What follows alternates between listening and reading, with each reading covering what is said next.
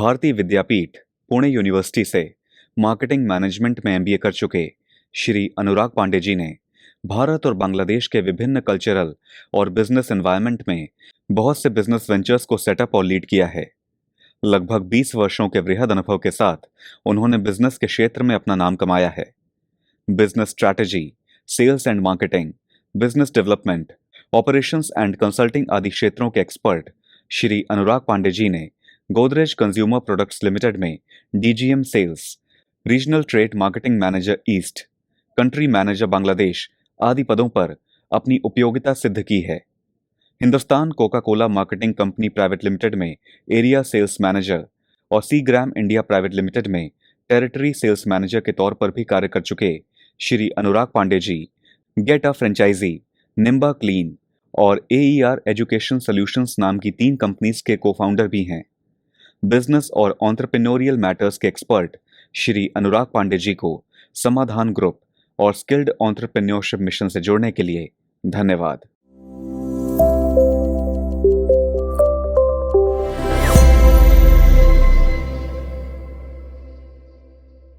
दोस्तों, हम सब ने ही अमेरिका के जो 16वें राष्ट्रपति थे अब्राहम लिंकन साहब, उनके बारे में ज़रूर सुना होगा। तो अब्राहम लिंकन की जब बात होती है तो वो राष्ट्रपति थे अमेरिका के, जो दुनिया का सबसे पावरफुल कंट्री है, और ये सब बातें तो थी ही, लेकिन उनका जो जीवन गाथा थी वो असफलताओं से कैसे एक व्यक्ति ने सफलता का निर्माण किया, इसकी पूरी जीवनी थी। मतलब it was a success story कि कैसे एक व्यक्ति ने लगातार असफलताओं को, रिजेक्शंस को अपनी ज़िंदगी पर हावी नहीं होने दिया और उनको स्टेपिंग स्टोन बनाकर दुनिया के सर्वोच्च पद पर, अगर आप माने कि अमेरिका दुनिया का सबसे पावरफुल नेशन है और उस देश का सबसे पावरफुल व्यक्ति उसका प्रेसिडेंट होता है, तो ये दुनिया का एक सर्वोच्च पद अगर था, तो एक व्यक्ति जिसकी जीवन गाथा में हज़ारों असफलताएँ हैं, रिजेक्शंस हैं, उनसे डिस्करेज ना होके उसने कैसे अपनी सक्सेस स्टोरी लिखी, ये एक तरह का एक ज्वलंत एग्जाम्पल है, एक बहुत अच्छा एग्जाम्पल है जिससे हम सब इंस्पायर हो सकते हैं। बिजनेस करने में जब भी ऐसा होता है कि हम कोई गोल, कोई टारगेट डिफाइन करते हैं कि हमको एक व्यापार करना है, हमको इसको इतना बड़ा, इतनी तेजी में ले जाना है, इतना मुनाफा कमाना है, या हम स्टूडेंट होते हैं, हम कोई एग्ज़ाम की तरफ दौड़ रहे होते हैं, यूपीएससी की तैयारी कर रहे होते हैं और हमारा सिलेक्शन नहीं होता है, तो बहुत बार हम में से सारे लोग बिजनेस की वजह से या सिलेक्शन ना होने की वजह से या अन्य कारणों से बहुत डिस्करेज्ड फील करते हैं, बहुत ज़्यादा हतोत्साहित हो जाते हैं। नमस्कार मित्रों, मेरा नाम अनुराग पांडे है। मैं एक बिजनेस कंसल्टेंट हूं और आज मैं आपसे असफलता और उसको कैसे दूर किया जाए, इस बारे में कुछ बातचीत करूंगा, जिससे शायद आपको कुछ ऐसे पॉइंट्स मिलेंगे कि अगर आपके जीवन में असफलता का कहीं से भी प्रवेश हुआ है तो उसको कैसे हैंडल किया जाए, कैसे मैनेज किया जाए, इस बारे में बातचीत करेंगे। तो आइए जानते हैं कि इस सेशन में हम किन बातों के बारे में बातचीत करने वाले हैं। तो इस प्रस्तुति के अंत तक आप जानेंगे कि असफलताओं को कैसे परिभाषित किया जाए। असफलता क्या है, क्या वो प्रेरणा के बराबर है, उससे कुछ मोटिवेशन मिल सकता है, इस बारे में बातचीत होगी। हम असफलता से उबरने के उपाय सीखेंगे कि what are the steps to overcome failure. तो ये जानना भी बहुत ज़रूरी है कि अगर असफलता आ जाए तो उससे कैसे उबरा जाए, उसको कैसे हैंडल किया जाए। और बहुत बार ऐसा कहा जाता है कि सफलता से भी ज़्यादा बेहतर असफलता होती है, क्योंकि वो बड़ी सफलता की तरफ ले जाती है। तो ऐसे सारे एग्जाम्पल्स देखे जाएंगे कि इसमें कैसे सफलता के लिए असफलता क्यों अच्छी है और असफलता के लिए प्रेरित के बाद प्रेरित रहने के लिए क्या तरीके हैं, क्या सुझाव हैं, जिससे अगर असफल हम हो भी गए उसके बाद भी कैसे हम कॉन्स्टेंटली मोटिवेटेड रह सकते हैं, कैसे हम अब्राहम लिंकन की तरह अपनी असफलताओं को जोड़कर उनको स्टेपिंग स्टोन बनाकर कैसे हम एक अपना टारगेट अचीव कर सकते हैं, अपना गेम प्लान अचीव कर सकते हैं। तो इस सारी चीज़ों पर हम इस प्रेजेंटेशन में बातचीत करेंगे। नाउ द इम्पॉर्टेंट पॉइंट, सबसे पहले जाने भाई क्या है असफलता, उसका अर्थ क्या है। तो एक एक इच्छित उद्देश्य, एक टारगेटेड पॉइंट, एक रिजल्ट जो अगर हमारा पूरा नहीं होता है, तो ये वो स्थिति है, इट्स अ स्टेट जहां पर आप किसी चीज को टारगेट कर रहे थे, कोई एक खास ऑब्जेक्टिव, मेरे 97% आने चाहिए 12th में, और वो नहीं आते हैं, या मेरा इंजीनियरिंग में सिलेक्शन इस बार होना चाहिए इस ब्रांच में, इस इंस्टीट्यूट में, अगर आपका ये टारगेट है और गॉड फॉरबिड मान लीजिए कि अगर वो नहीं हो पाता है, तो आप इसको असफलता की श्रेणी में रख देते हैं। आप पास नहीं हो पाते, यानी आपका पास होने का टारगेट था और आप पास नहीं हो पाते, तो ये असफलता हो जाती है।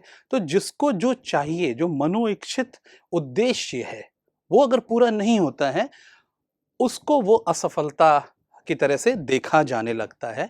वो व्यक्ति अपनी मानसिक स्थिति में उसको असफल मानने लगता है। एक बड़ा अच्छा एग्ज़ाम्पल मेरे दिमाग में आ रहा है कि क्रिकेटर सूर्य कुमार यादव इस समय टी20 में टॉप रैंकिंग बैट्समैन है। आईसीसी की जो टी20 की रैंकिंग होती है, वो पूरी दुनिया के बैट्समैन को मिलाकर बनाई जाती है, और इसमें Surya Kumar Yadav top ranked player है, नंबर 1 रैंक है उनकी। नाउ अब अगर बहुत ध्यान से देखिए कि सूर्य कुमार यादव का जो डेब्यू हुआ था, यानी जो उनको चांस मिला था इंडियन क्रिकेट टीम में, वो 30 साल की उम्र में मिला था।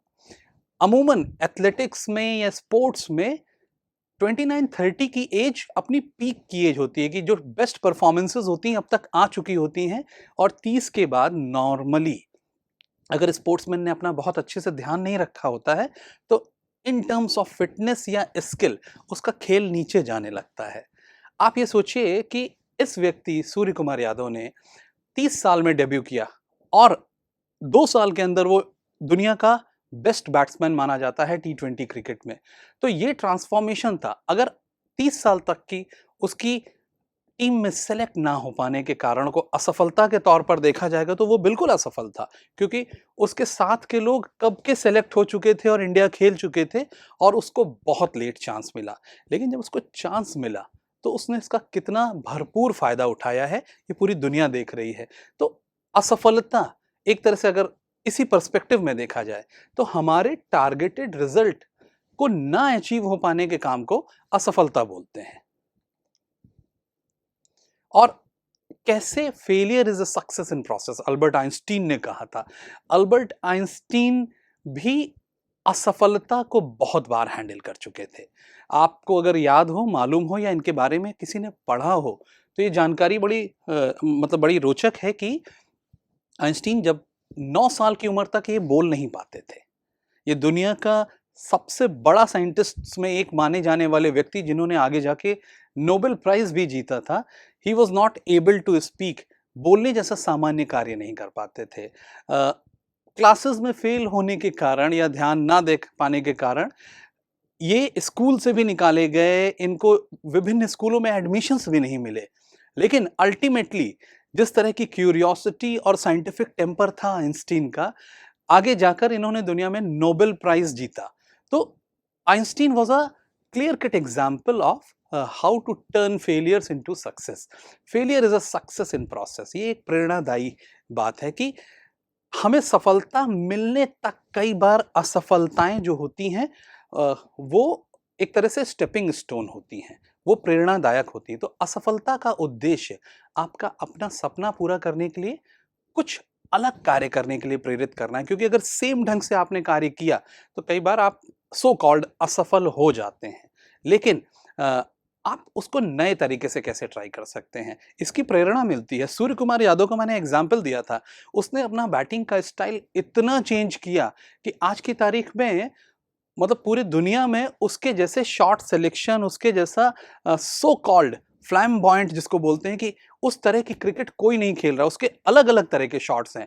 तो ये जो इनोवेशन उसने की है, ये जो नयापन वो अपने गेम में लाया, वो तभी लाया क्योंकि वो सेलेक्ट नहीं हो रहा था, क्योंकि वो असफल था। तो बड़ा इंपॉर्टेंट है कि असफलता को प्रेरणा बना लिया जाए और काम करने का तरीका बदल दिया जाए, जिससे सफलता या जो टारगेटेड पॉइंट हम पाना चाह रहे हैं, उसको हम बेहतर ढंग से और जल्दी से पा सकें।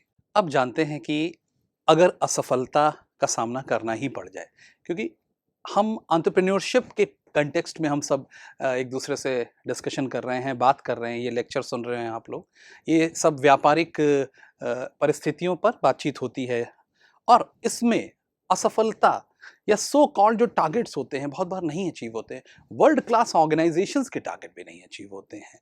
तो उसको असफलता के तौर पर कितना ट्रीट करना है, कितना नहीं करना है, ये एक दूसरी बात है। लेकिन मान लीजिए अगर आपने जो डिसाइड किया था और वो आपको नहीं मिल रहा है और आपका नुकसान हो रहा है और आप घाटे में आ रहे हैं और अक्सर आप क्राइसिस में चल रहे हैं, तो इन सारी स्थितियों से कैसे उबरा जाए?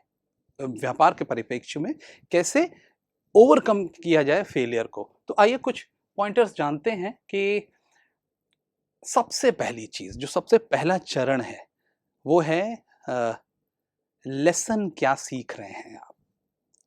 आपको एक मनोवांछित रिजल्ट चाहिए, वो आपको नहीं मिल रहा है, आपको मुनाफ़ा चाहिए, आपको घाटा मिल रहा है। तो घाटा क्यों मिल रहा है? लेसन क्या है? आपको अ, जो असफलता है वो सिखाती है कि क्या नहीं करना है, क्या नहीं करना है जिससे आप सफल हों। तो सफलता पाने के लिए क्या करना है जितना इम्पोर्टेंट है, उतना ही इम्पोर्टेंट क्या नहीं करना है, वो भी इम्पोर्टेंट है। बहुत अच्छी सी एक स्टोरी मेरे को याद आ रही है कि एक बार शाहरुख खान से पूछा गया था कि असफलता आपको क्या सिखाती है? आप इतना चीज़ों को ट्राई करते हैं और बहुत सारी मूवीज़ फेल हो जाती हैं, बहुत बार नहीं चल पाती हैं। तो और नॉर्मली ऐसा माना जाता है कि भाई सफलता का हिट रेट 10% ही है, 90% फेलियर मिलता है, सबको मिलता है, वर्ल्ड ओवर यही आंकड़े चलते हैं। तो शाहरुख से जब पूछा गया कि भाई आप 10 में 1 बार सफल होते हैं और 9 बार फेल होते हैं, तो आप इसको कैसे देखते हैं? और एक बहुत ही अच्छा सा जवाब शाहरुख खान ने जो कि बहुत मशहूर फ़िल्म एक्टर हैं, उन्होंने दिया कि अ, इससे मुझे पता चलता है कि किन 9 कामों को आपको नहीं करना है। जिस एक काम से आप सफल हो रहे हैं, वो तो चलो सफलता की एक सीढ़ी है, लेकिन जिन-जिन रास्तों को आपने आज़माया है और उनमें सफल नहीं हुए हैं, अब आपको ये मालूम है कि किन रास्तों पर आपको नहीं जाना है, कौन-सी खिड़कियाँ आपने बंद करनी हैं। तो ये बड़ा इम्पोर्टेंट लेसन भी है कि हमको क्या नहीं ट्राई करना है। तो वो सबक सिखाती है असफलता, जो सफलता कभी नहीं दे सकती। एक और चीज़ है कि अगर और आपने देखा होगा कि बिज़नेस में या सिनेमा में या स्पोर्ट्स में या पॉलिटिक्स में जिन भी लोगों को बहुत जल्दी सफलता मिल जाती है म्यूज़िक में, उनके दिमाग चढ़ जाते हैं, बहुत एरोगेंस आ जाता है, उनको लगता है उनका काम करने का, सोचने का और चीज़ों को हैंडल करने का नज़रिया जो भी है वही सही है और बाकी सबका गलत है और एक तरह से एक बड़ी डोमिनेंट पर्सनैलिटी तैयार होती है। तो ऐसी स्थितियों से वो व्यक्ति जिसने असफलता भी हैंडल करी है, जिसने जाना है कि failure is an integral part of success, उसको आप उससे डिटैच कर ही नहीं सकते। क्योंकि अगर आप सक्सेस को ओवरऑल इकोसिस्टम में देखेंगे तो आप जानेंगे कि छोटी-छोटी असफलताओं को मिला के एक बड़ी सफलता की तैयारी हो रही होती है। आप किसी भी क्रिकेटर से पूछ लीजिए, क्या वो हर इनिंग्स में 100 रन बनाता है? दुनिया का जो बेस्ट बैट्समैन होता है, चाहे आप सचिन तेंदुलकर को ले लें, विराट कोहली को ले लें या यू नेम एनी पर्सन या किसी बॉलर को ले लें। किसी-किसी दिन बेस्ट ऑफ द बॉलर्स को कैसी पिटाई लगती है, ये हम सब क्रिकेट के एंथुसियास्ट हैं, हमको पसंद है क्रिकेट देखना। हम लोग जानते हैं कि ऐसा होता है। तो स्पोर्ट्समैन की ज़िंदगी में आप देखिए कि रेगुलर बेसिस पर असफलता आती रहती है और फिर वो धीरे से उससे उबरने के तौर तरीके ढूँढ लेता है। तो you need to be humble, आपको विनम्रता होनी चाहिए, ये एक्सेप्ट करने की कि हाँ, ये तरीके से असफलता है। इस रास्ते से असफलता है, ये जो स्ट्रैटेजी मैंने बिज़नेस के लिए लगाई है, इसमें असफलता है। तो ये चीज़ें नहीं करनी पड़ेंगी या इसी चीज़ को किसी और बेहतर तरीके से हमें करना पड़ेगा जिससे हम सक्सेस के रास्ते पर जा सकें।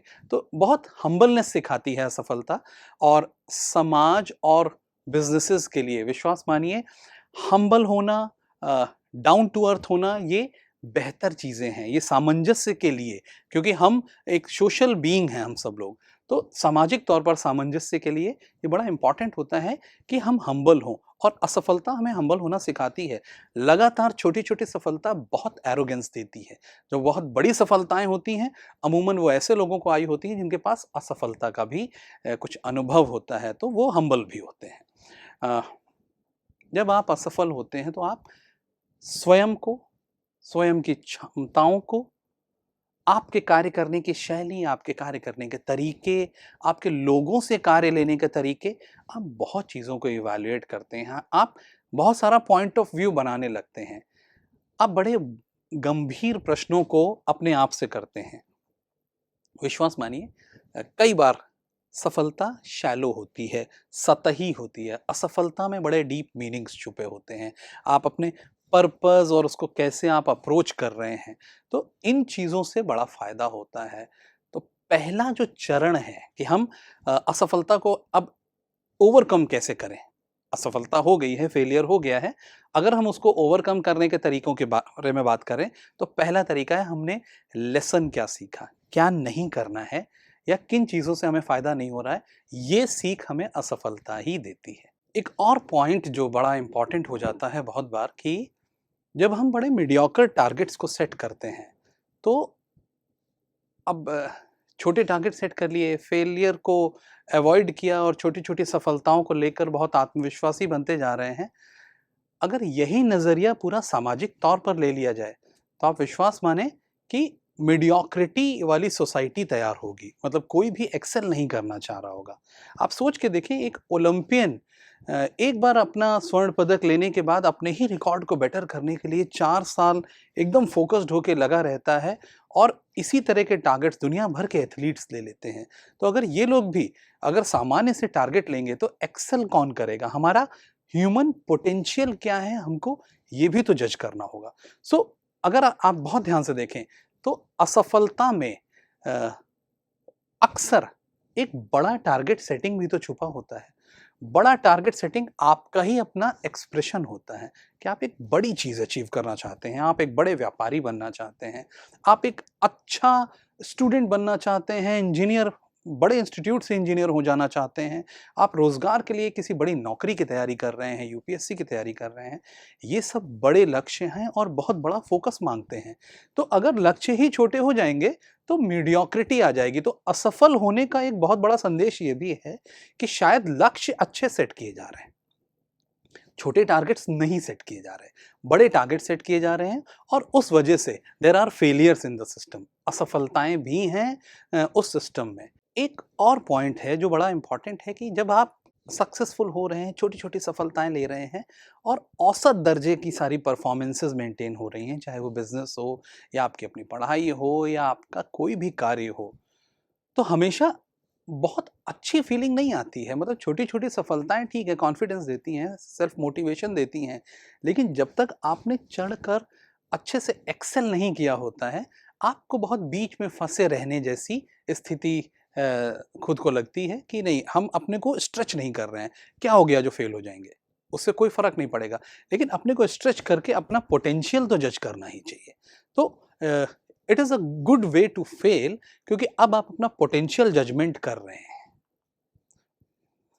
तीसरा चरण जो है, अगर हम देखें कि जब हम सफल होते हैं तो हमारी स्थिति कैसी होती है, लेकिन असफलता में हम अपना जो सपना है, जो अपना टारगेट है, जो अपना ऑब्जेक्टिव है, उसको कैसे रीडिफाइन कर सकते हैं। बड़ा अच्छा एग्जाम्पल मैंने दिया था सूर्य कुमार यादव वाला, कि उसने कैसे अपने गेम प्लान को पूरा रीडिफाइन किया, अपने सक्सेस के पैरामीटर्स को रीडिफाइन किया और कैसे उसने वो चीज़ पाई जिसके लिए वो उसने उस स्पोर्ट्स को खेलना शुरू किया था। तो बड़ा इंपॉर्टेंट होता है कि अपने सपनों को फिर से परिभाषित करें। देखिए, ये बड़े लक्ष्य जब हम रख लेते हैं तो इनको प्राप्त करना बड़ा कठिन हो जाता है। ये बिग गोल्स होते हैं और उनको पाने के लिए हमें समय भी देना होता है। कई बार जब हम असफल होते हैं, तो अगर हम अपने लेसन्स को बनाते हैं, जो मैंने पहला चरण में बताया था कि हमने सीखा क्या, तो बहुत बार बड़ा सपना बड़ा समय भी माँगता है। आप 1 दिन में या 1 साल में किसी भी बिज़नेस के 10 साल की सफलता को मैच नहीं कर सकते हैं। आपका टारगेट सेटिंग इम्प्रैक्टिकल सा हो रहा है फिर वहाँ पर। तो आपको कई बार बड़ी सफलता के लिए बड़ा समय भी देना पड़ेगा, ज़्यादा समय देना पड़ेगा।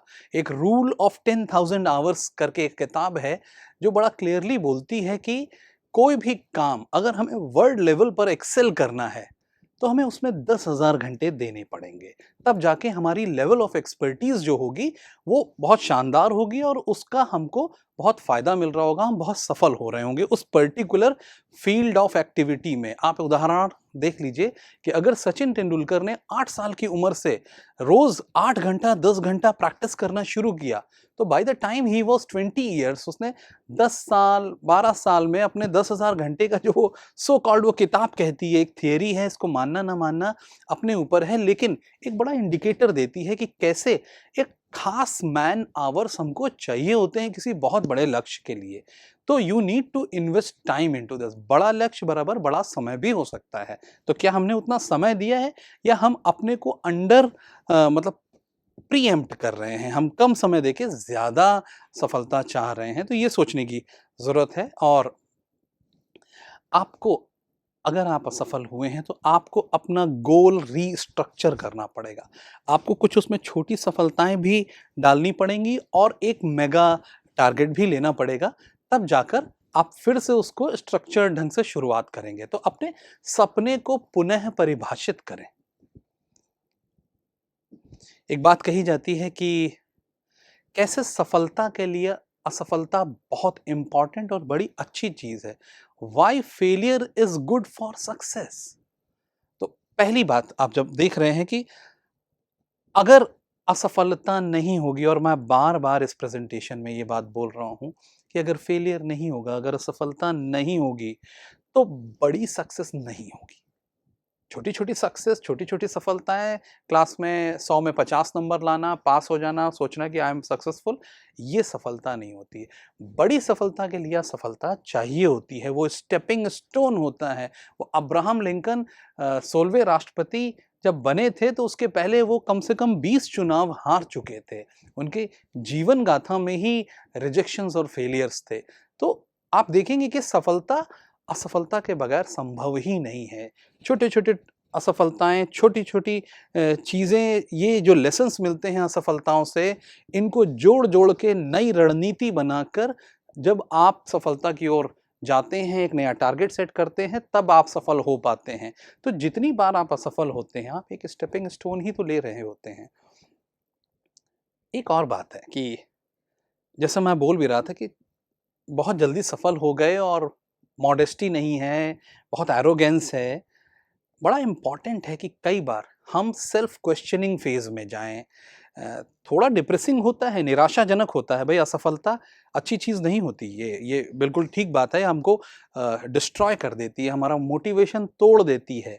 हमको मतलब वी फ़ील लाइक कि हम किसी काम के नहीं हैं। लेकिन उसी जगह अगर हम अ, जो निराशा है, उस दौर में हमारी सेल्फ क्वेश्चनिंग की जो पावर है, वो बहुत इवॉल्व्ड रहती है। आप अक्सर इवैल्यूएशन मोड में रहते हैं।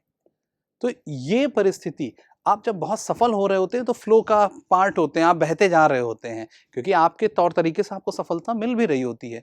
तो ये देखने का समय कई बार नहीं मिलता कि सफलता में भी क्या-क्या गलतियाँ हो रही हैं। आगे असफल होने के कौन से चांसेस हैं? क्या मैं इससे बड़ी सफलता ट्राई करूँगा तो असफलता हो जाएगी क्या? तो ये पॉइंट्स जो हैं, इनको ध्यान रखना है। निराशा से गुज़रे बिना ये सब नहीं मिलेगा। ये इंटीग्रल पार्ट है सक्सेस का। और असफलता होती है तभी आप जाके दूसरों से बेहतर होने का गेम प्लान बनाते हैं। तो ये बहुत इंपॉर्टेंट एलिमेंट्स हैं कि कैसे हम असफलता से फ़ायदा ले सकते हैं और कैसे असफलता सफलता के लिए मतलब फंडामेंटल है, बेसिक है। आइए कुछ और बातचीत भी करते हैं कि कैसे ये आपकी क्षमता को अ, बढ़ाती है। कोई भी असफलता जब हमें मिलती है, हम बात कर रहे हैं कि क्या-क्या होता है जब आप असफल होते हैं।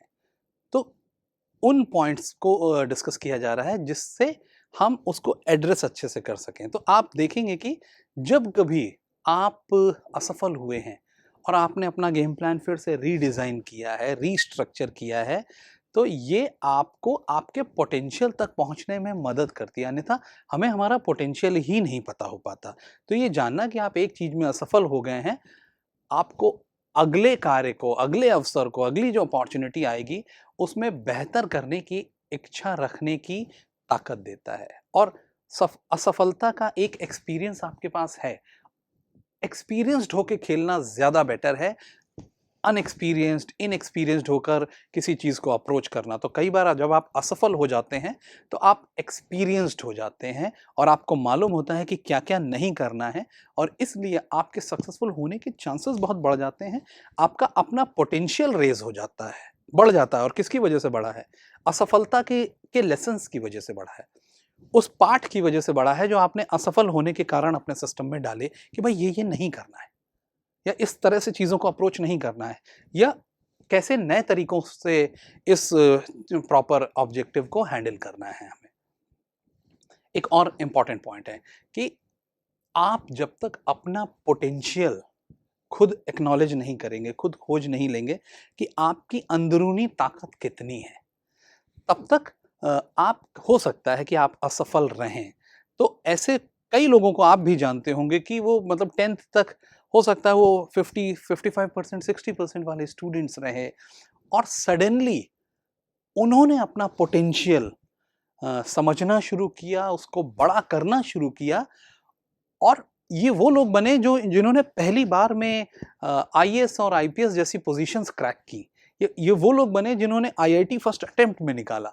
तो ऐसे कई बच्चों को आप भी जानते होंगे, ऐसे कई स्टूडेंट्स को आप जानते होंगे कि जिन्होंने सडनली अपना पोटेंशियल पकड़ा, अपनी चीज़ों को गौर से देखा और अपनी नई रणनीति बनाई, उस पे कमिटेड हो गए, ज़्यादा समय दिया, एंड फाइनली उन्होंने अपने पोटेंशियल को रियलाइज करते हुए एक बड़े टारगेट को अचीव किया। तो ये इंपॉर्टेंट होता है, ये आपके छुपे हुए रास्तों को खोल देता है। अब असफलता का एक फायदा मान लीजिए कि आपकी पॉजिटिविटी, आपकी सकारात्मकता को बनाए रखता है। आप सोचेंगे कि असफलता तो डिप्रेसिंग होती है, डिमोटिवेटिंग होती है, लेकिन जब आप असफल होके खड़े होना सीख जाते हैं, तो ये अपने आप में एक स्किल होता है, एक कैपेबिलिटी होती है, जो जिसमें होती है उसके सफल होने के चांसेस बहुत बढ़ जाते हैं। तो आपको अगर आपके सिस्टम में फेलियर है, तो आप रेस्ट अश्योर्ड हो जाइए कि आपको अब असफल होने से बहुत डर नहीं लगता। मतलब टफ चैलेंज आ जाता है तो आपके अंदर उसको ओवरकम करने की कैपेबिलिटी भी होती है। ये कैपेबिलिटी ही आपको सफल बनाने का एक इंग्रेडिएंट बनती है, और ओवरऑल पर्सपेक्टिव आपका चेंज होता है। अब आप केवल सफल लोगों को ही बहुत बेहतर हैं इस तरह से नहीं देखते हैं। आपको मालूम होता है कि सफलता की सीढ़ी तक भी बहुत सारा काम बहुत लोगों ने किया होता है, हो सकता है वो असफल रह गए। तो उस एफर्ट को भी अब आप पहचानना शुरू करते हैं, उसको मानना शुरू करते हैं कि ठीक है, ये फाइनल सीढ़ी तक जाके वापस आया हुआ व्यक्ति है। फाइनल सीढ़ी पर तो बहुत ज़्यादा रोशनी है, सफलता मतलब कहा जाता है अंग्रेजी में कि success has many fathers and failure is alone, कि सफलता के तो बहुत माई-बाप होते हैं, हर कोई क्रेडिट ले रहा होता है कि मेरी वजह से, या मैंने बताया, या मेरा ज्ञान था ये। असफल आदमी के साथ कोई नहीं खड़ा होता। लेकिन असफलता और सफलता के बीच में बहुत बारीक सा डिफरेंस होता है बहुत बार। तो बहुत सारा एफर्ट इन्वॉल्व होता है और आप उसको एक्नॉलेज करना शुरू करते हैं, क्योंकि आप भी जानते हैं कि आप कभी असफल हो चुके हैं और वो एक लर्निंग प्रोसेस है। अपनी क्षमताओं को आप इवैल्यूएट करते हैं, उसको रेज़ करते हैं, उसको ऊपर उठाते हैं, और विश्वास मानिए कि अपनी क्षमता पहचानना और उसको बढ़ाना, ये एक बहुत बड़ा काम होता है।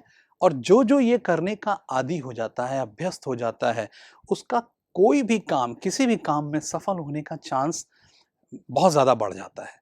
तो ये एक ऐसी चीज़ है जिसको हम तभी जान पाते हैं जब हम असफल होते हैं। तो हमारी सकारात्मकता, पॉज़िटिविटी बनाए रखने में असफलता बहुत मदद करती है। आइए और जानते हैं कि जब असफलता मिल गई हो, तो उस समय कैसे मोटिवेटेड रहा जाए? How to stay motivated after a failure.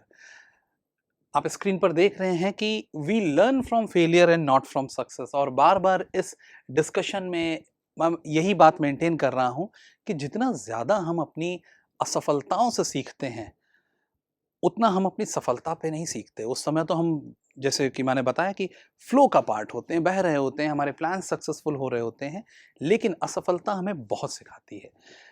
असफलता सिखाती तो है, लेकिन मोटिवेटेड रहना एक माइंडसेट है, तो कैसे रहा जाए? वो कौन से तौर तरीके हैं जिनसे हम जब असफल हो रहे हों या हमारा कोई टारगेट अचीव ना हो रहा हो, तो हम कैसे स्टे मोटिवेटेड मोड में रह सकते हैं? नंबर 1 पॉइंट इज़ आप अपने कमिटमेंट का लेवल बढ़ाएँ, अपनी प्रतिबद्धता का लेवल बढ़ाएँ। ये केवल इमोशनल होने का कार्य नहीं है, अपनी भावनाओं से आप अपने वर्क को ना हैंडल करें, क्योंकि जब आप असफल होते हैं तो कई बार आपके इमोशंस भी ऑन अ हाई होते हैं, वही आपको डिमोटिवेटेड कर रहे होते हैं। लेकिन यही टाइम होता है अपना कमिटमेंट लेवल बढ़ाने का। अब कमिटमेंट लेवल क्या हो सकता है? वो इन टर्म्स ऑफ आपके एफर्ट हो सकता है, आपके फाइनेंसेस हो सकता है, आपकी डीप कमिटमेंट टूवर्ड्स आपके काम के प्रति हो सकती है कि आप भाई अगर एक मार्केट में हैं तो अब आप उस एक मार्केट में और डीप जाते हैं कि और क्या नए-नए रेवेन्यूज़ ला सकते हैं हम अपने सिस्टम में। अगर आप खिलाड़ी हैं तो अब आप अपनी गेम के दूसरे एस्पेक्ट पे भी काम करते हैं कि मेरी रनिंग बिटवीन द विकेट को मैं इम्प्रूव कर लेता हूँ या मेरी फील्डिंग स्किल्स में भी दम होनी चाहिए, मेरे एथलेटिसिज्म में दम होनी चाहिए, मेरी बॉडी में दम होनी चाहिए। स्टूडेंट हैं तो आप मानते हैं कि मेरे मार्क्स लगातार कम हो रहे हैं, लेट्स से फिज़िक्स में या केमिस्ट्री में या बायो में, तो मैं इस सब्जेक्ट के इस पॉइंट को ऐसे अप्रोच करता हूँ। आपका लेवल ऑफ कमिटमेंट है क्या? और उसको आप कैसे रेज़ कर सकते हैं? तो 8 घंटे पढ़ने वाला 10 घंटे पढ़ने लगता है। बिज़नेस में एक्स टाइम देने वाला एक्स प्लस 10 टाइम देने लगता है या फाइनेंसेस का कमिटमेंट बढ़ा देता है। तो आपको अपना कमिटमेंट बढ़ाना है, आपको अपने इमोशंस को नहीं बढ़ाना है। You have to raise the level of your commitment. बार-बार बात हो रही कि ये ये सफलता बहुत पसीना माँगती है। It requires a lot of efforts.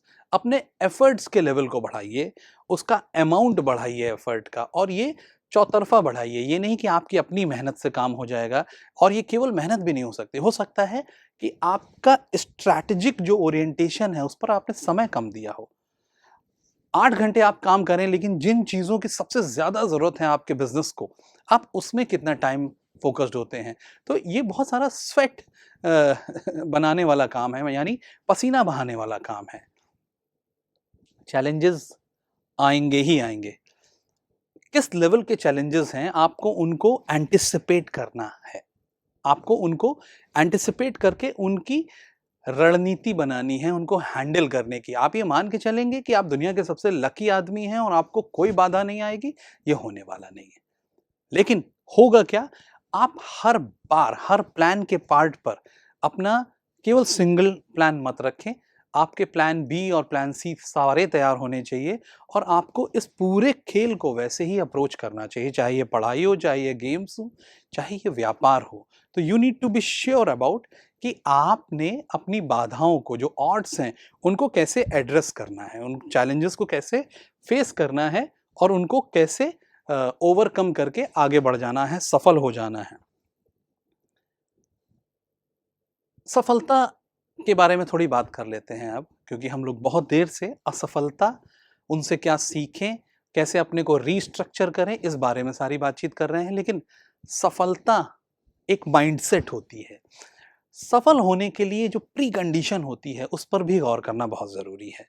तो आप जभी भी कभी पास्ट में सक्सेसफुल हुए हों, आपको अपनी पास्ट सक्सेसेस को रिहर्स करना होगा, उनका पूर्व अभ्यास करना होगा, मेंटली आपको जीतने का विज़न लेना होगा।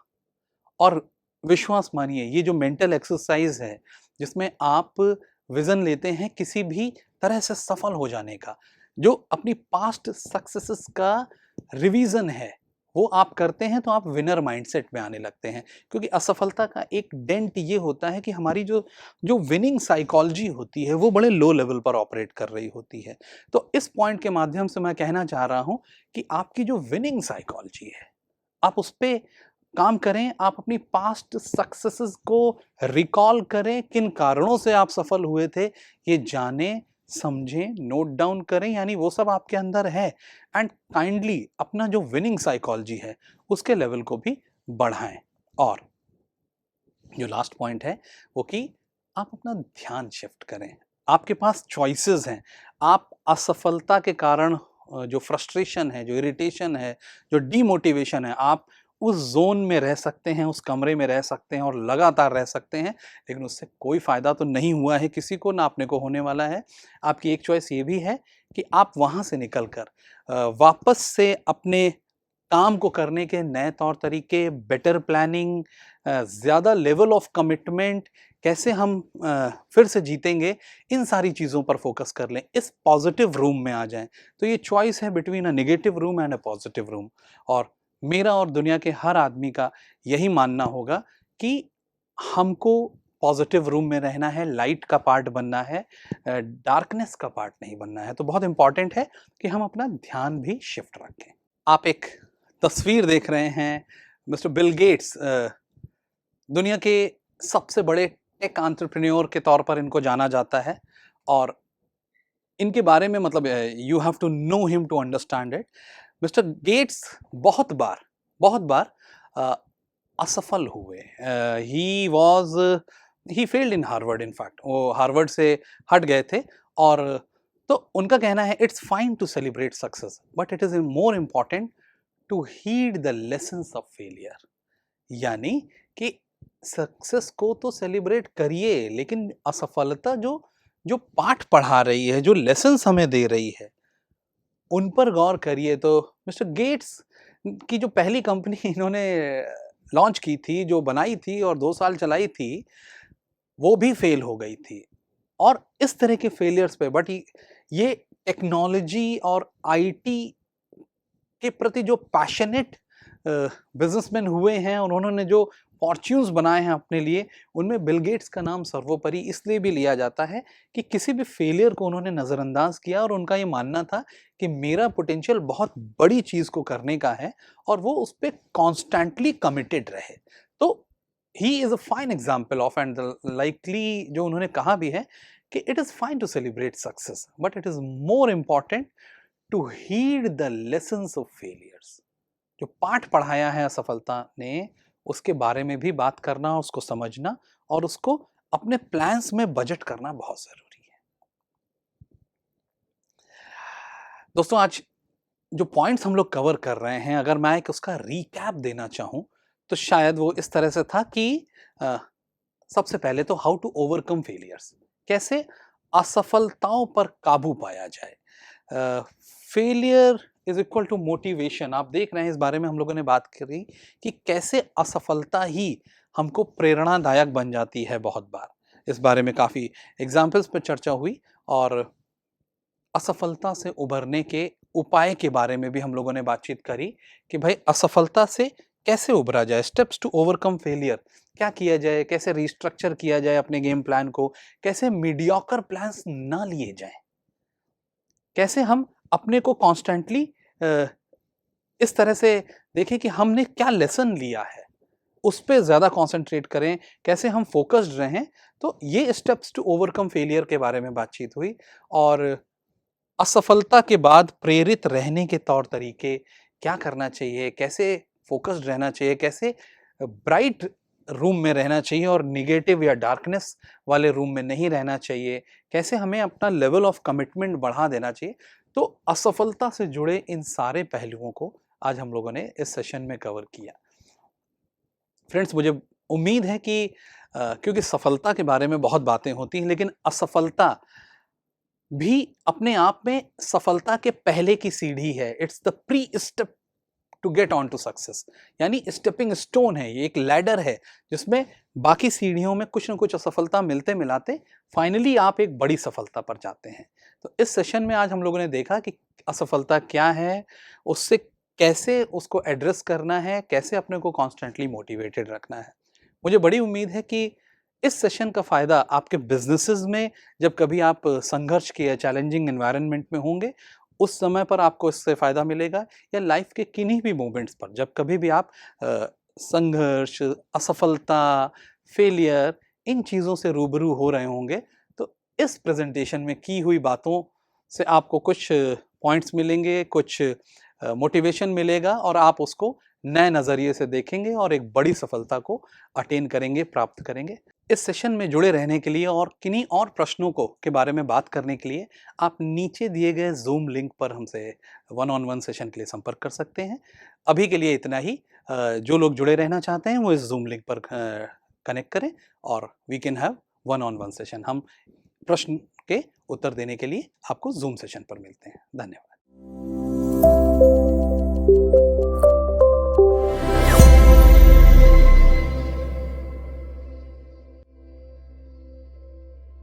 बिजनेस करना तो हर कोई चाहता है, लेकिन अपनी पूंजी को मुनाफे में बदलने का आइडिया सबके पास नहीं होता। कम लागत वाले काम या बिजनेस की बात आती है तो बहुत से लोगों को लगता है इसमें मुनाफा भी कम होगा, लेकिन ऐसा बिल्कुल नहीं है। आप छोटी शुरुआत करके इन कामों को बहुत बड़ा बना सकते हैं। हमारे आसपास ऐसे कई बिजनेस हैं जिसे करके आप आसानी से मुनाफा कमा सकते हैं। तो चलिए शुरुआत करते हैं हमारे आज के इस सेशन की, जिसमें हम आपको FMCG से रिलेटेड कुछ शानदार बिजनेस आइडियाज देने वाले हैं। इसी कड़ी में हमारा पहला बिजनेस आइडिया है mosquito liquid repellent.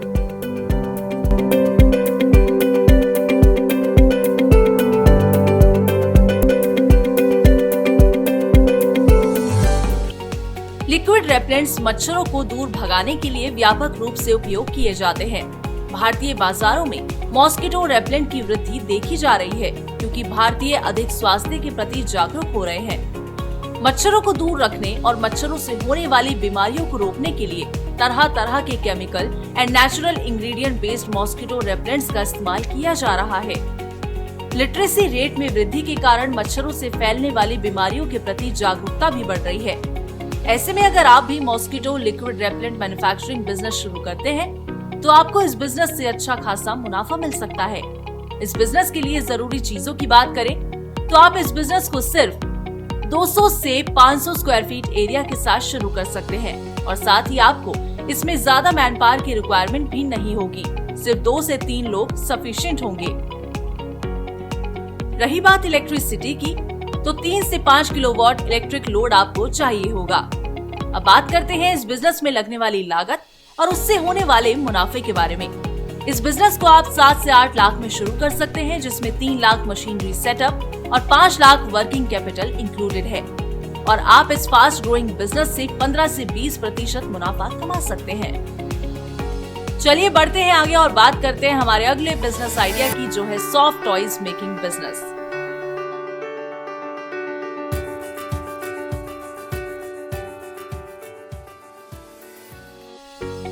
Soft toys बच्चों के बीच लोकप्रिय है। इसका इस्तेमाल दुनिया भर में सजावट के उद्देश्य के लिए भी किया जा सकता है। सॉफ्ट टॉयज की वैरायटीज, अनलिमिटेड शेप्स और फर मटेरियल ने इसे सभी प्रकार के आयु समूहों के लिए प्यारा बना दिया है। स्टफ्ड टॉयज कई शेप्स और साइज में आते हैं, लेकिन आमतौर पर ये live animals, legendary monsters, cartoon characters और इनएनिमेट ऑब्जेक्ट्स की तरह दिखने के लिए डिजाइन किए गए हैं। दुनिया भर में सॉफ्ट टॉयज की हमेशा मांग रहती है।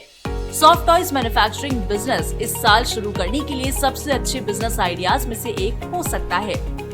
दुनिया भर में सॉफ्ट टॉयज की हमेशा मांग रहती है। अगर आप भी इस बिजनेस को शुरू करने में रुचि रखते हैं तो आप इस बिजनेस को 500 से 1000 स्क्वायर फीट एरिया, 8 से 10 वर्कर्स, 3 से 5 किलोवाट इलेक्ट्रिसिटी के साथ शुरू कर सकते हैं। रही बात इस बिजनेस में लगने वाली लागत की, तो आप इस बिजनेस को 5 से 10 लाख में आसानी से शुरू कर काफी ज्यादा मुनाफा कमा सकते हैं। जी हाँ, आप इस बिजनेस से 12 से 15% का प्रॉफिट मार्जिन अर्न कर सकते हैं। ये तो थी सॉफ्ट टॉयज की बात। अब हम बात करते हैं हमारे अगले बिजनेस आइडिया की, जो है टॉयलेट सोप।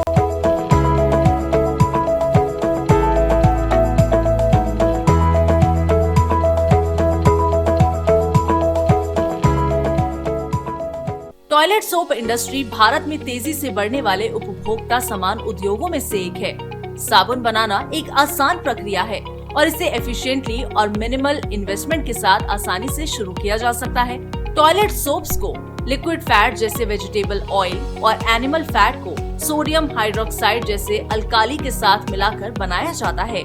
वर्तमान में टॉयलेट सोप बाजार को चलाने वाला कारक है। बढ़ती हुई जनसंख्या, बढ़ती स्वास्थ्य जागरूकता और उपभोक्ताओं के बीच स्वास्थ्य का बढ़ता स्तर, प्रदूषण के स्तर में वृद्धि और बदलती जीवन शैली के साथ उपभोक्ता स्वस्थ रहने और अपनी त्वचा को स्वस्थ रखने के लिए अपनी जरूरतों के अनुसार साबुन का उपयोग करते हैं। इसने टॉयलेट साबुन की वैश्विक मांग में काफी वृद्धि की है। अगर आप भी इस बिजनेस को शुरू करने में इंटरेस्टेड हैं और अगर आप स्मॉल स्केल पर इस बिजनेस को शुरू करते हैं तो आपको 200 से 500 square feet area, 2 kilowatt electricity की जरूरत होगी। लेकिन अगर आप मीडियम स्केल पर इस बिजनेस को शुरू करते हैं तो आपको 1000 से 1200 स्क्वायर फीट एरिया और 3 से 5 किलोवाट इलेक्ट्रिसिटी की जरूरत पड़ेगी। रही बात मैन पावर की, तो आप इस बिजनेस को 4 से 5 लोगों के साथ बेहद आसानी से शुरू कर सकते हैं। अब आप यही सोच रहे हो ना कि इस बिजनेस को शुरू करने के लिए कितनी लागत आएगी, तो आपको बता दें कि अगर आप इस बिजनेस को स्मॉल स्केल पर शुरू करते हैं तो आपको 6 लाख तक की इन्वेस्टमेंट करनी होगी और अगर मीडियम स्केल पर शुरू करना चाहते हैं तो आपको लगभग 10 लाख रुपए खर्च करने होंगे। रही बात प्रॉफिट मार्जिन की, तो आप इस बिजनेस से 25 से 30% तक का प्रॉफिट कमा सकते हैं। चलिए बात करते हैं हमारे आखिरी बिजनेस आइडिया की, जो है माउथ फ्रेशनर।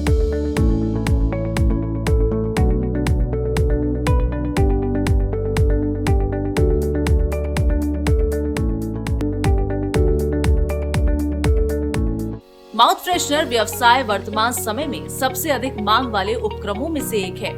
माउथ फ्रेशनर पाचन के लिए अच्छा होता है क्योंकि इसमें कच्चा माल होता है जो गैस्ट्रिक मुद्दों, एसिडिटी और मुंह की दुर्गंध में मदद करता है। माउथ फ्रेशनर का सेवन तो सभी करते हैं और ये कई तरह के टेस्ट और फ्लेवर्स में उपलब्ध है, जिससे इसका बाजार काफी ज्यादा बढ़ गया है।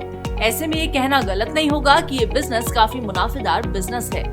अगर आप भी इस बिजनेस को शुरू करने में रुचि रखते हैं और अगर आप सेमी ऑटोमेटिक मशीन्स के साथ इस बिजनेस को स्मॉल स्केल पर शुरू करते हैं तो आपको 8 से 10 लाख तक की इन्वेस्टमेंट करनी होगी और इस बिजनेस के लिए आपको 90 से 100 यार्ड्स एरिया के साथ 3 से 4 वर्कर, 5 से 7 किलोवाट इलेक्ट्रिसिटी की जरूरत पड़ेगी।